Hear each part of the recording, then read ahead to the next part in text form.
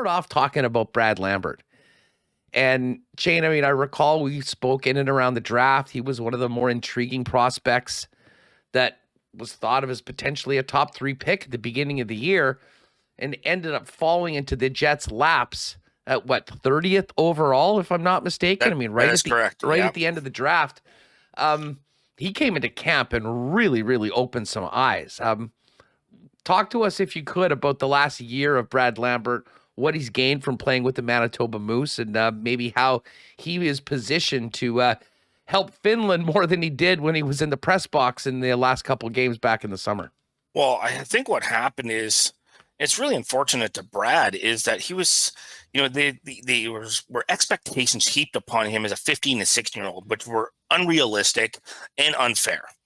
And then so that moves forward into his draft year, and everybody, I don't blame the player. I end up blaming the evaluators. Like, do you really have a good read on who this player is? I don't think the majority of people really did, to be honest. I was a really slow burner on Brad. And I think the best thing to happen to him is he goes into an environment that's positive. So they bring him into Winnipeg with the Manitoba Moose, gets to go through all the camps, gets to be around the development staff, be around the coaches, around the players. It changes. The environment is so important to the development of players. What is going on in the player's head is more important than anything else. So for him to be in that environment, it's one of the things that Jimmy Roy really emphasized, is making sure give this kid some positivity, because he just seemed to be unfairly maligned. Actually, I felt he was picked on unfairly for that respect. So this year coming in, you have to remember he's 18, playing in the American League. Not very often do I like the fact that there's an 18-year-old in the American League. But Brad has such exceptional talents and a toolkit that if he's closely monitored and closely developed and brought along each step, and I think Jimmy, obviously with Mike Keane, are doing that in Manitoba, that he's going to blossom into the player that the Winnipeg Jets hope for. One of the things I'd like to see him learn is he is literally a Jet. He's so fast. But being a fast skater doesn't make you a good skater in the NHL. You have to learn how to skate the game. You look at Mark Stone.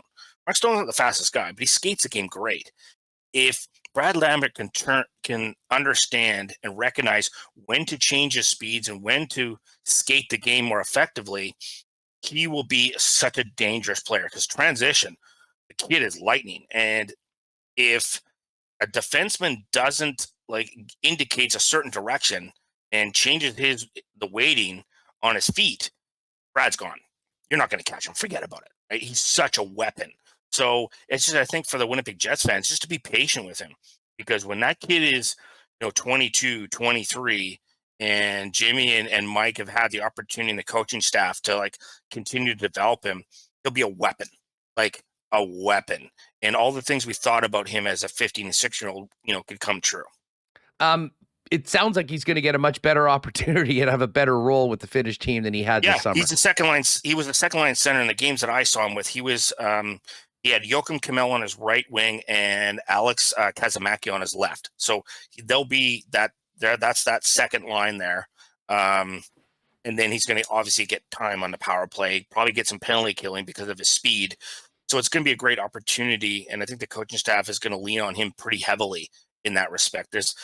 Because when players come out of the American League or out of the NHL into this tournament, their level of confidence is so high because they've been playing at a such greater pace compared to some of their peer group that have played either in the CHL or in college hockey or in some of the junior 20 leagues in Europe. So he comes in with an advantage in that respect, and his confidence is built up again. So I'm really looking forward. I want to see Brad succeed, because I don't like when guys get bullied like that. So I'm I want him to privately, I guess, and now it's publicly, just stick it to some people who, there are things about his game that I thought he had to work on and things I didn't like at first, and not maybe not the right word, but it's just, these are things he were flags to me, but that doesn't mean he can't turn into a really valuable NHL player. Shane Malloy's with us from Hockey Prospect Radio, looking ahead to the World Junior Hockey Championships and hitting on a few Jet prospects.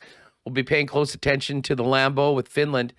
Team USA always seems to have quite a bit of Jets content, especially considering how often they dip south of the border for early round picks. And there's two of them. You've got Rutger McGroarty and Chaz Lucius. And maybe we'll start with Chaz, considering we were just talking about the Moose, Shane. The one thing that he has not had a lot of is injury luck over the last few years. And, was hit from behind, missed a few games, but now he seems to be back in the lineup. I mean, how much have you seen from Chaz? Where's he at? And what have you made of the first half of the season where he's been in the lineup, when he's been in the lineup for Manitoba? Well, that's the unfortunate part when it comes to injuries with prospects. It's like they get these stop and starts. And that's very much what Chaz's season has been so far. But when he gets into that groove, you can obviously recognize his hockey sense and his puck skills. He's not the most fleet of foot, but he's one of these players who understands how to skate the game.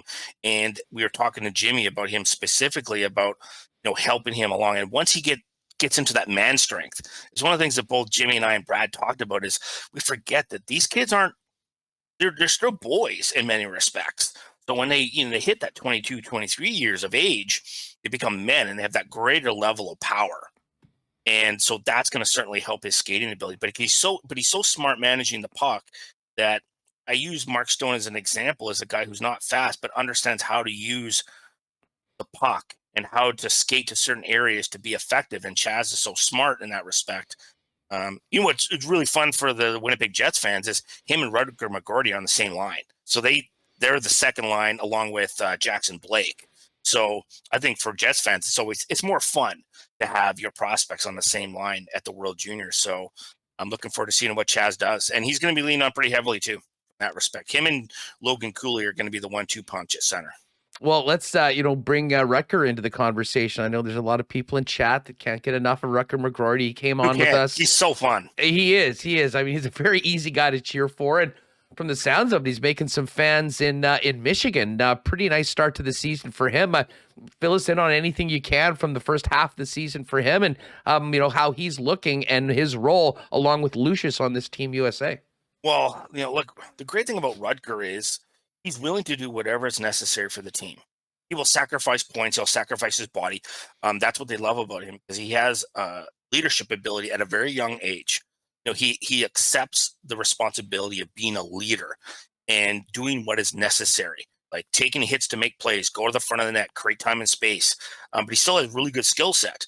He's not the fastest fleet of foot as well, just like Chaz, but he understands how to skate the game really well, and he will get more explosive and a little bit quicker as he develops. He's a big bodied, but he still doesn't quite have man strength yet, so that will come too. And what I like about Rutger is that he will draw defenders, he'll battle down low, he'll create time and space, and he gets greasy goals. So watch for Chaz to set up Rutger around the net, and Chaz will just throw it at the net knowing Rutger is going to be there just to cause havoc. And he's great at the cycle game too, from that standpoint. And it's hard not to like him because he's such a nice kid, and that he's just so jovial all the time. And when we had him at the draft, and we had him, we were right beside the stage, he was so excited to go to Winnipeg, because I said, "You're a Winnipeg kind of guy. Like, you sure you're not from Manitoba?" Right? Because he goes, "I'll just fit right in there. I could be sitting down in the sports pub, having a pop with everybody else." Right. So he was really looking forward to it. So I think this USA team will be formidable. I fully expect Canada, Sweden, Finland, and the States to be in the top 4. There might be an upset. We'll see what Czechia does, because we don't Russia there. Right. So I'm sort of looking to the Slovaks and to Czechia to cause a potential upset. I don't mind the upsets because I don't mind the chaos, right, that ensues with a World Juniors. It makes it more interesting, but the top 4 are going to be pretty tough. Shane, just before we move off of McGroarty, when you look at where he's at right now, what you knew about him as a prospect going into the draft, when you project him as an NHLer, is there a comparable? Is there a type, either a type of player or a player that, in a maybe not a best case scenario, but a likely scenario that is the guy we'll see in a couple years? Well, he's going to have the body of probably Pat Maroon, but he has better skill set, and smarter in terms of his defensive awareness. So from that respect, so I think Rutger is going to, don't be surprised, he's going to have a letter. He'll earn it. He'll earn it. Everybody gravitates towards him. I think he's going to be a power forward that you're going to want in the playoffs. Yes, he's jovial and excited, but he is really competitive and he's got a nasty edge, and he will not let his teammates get pushed around. So, the Jets will draft players like that, those playoff players, the guys you need to win when things get greasy and you got to put on your big boy pants of the playoffs. That's where Rutger's going to come in. So I think he's going to be a second line player for the Jets, but a real valuable player in the playoffs. His game will not diminish when the playoffs come in. I think he might actually elevate in the playoffs.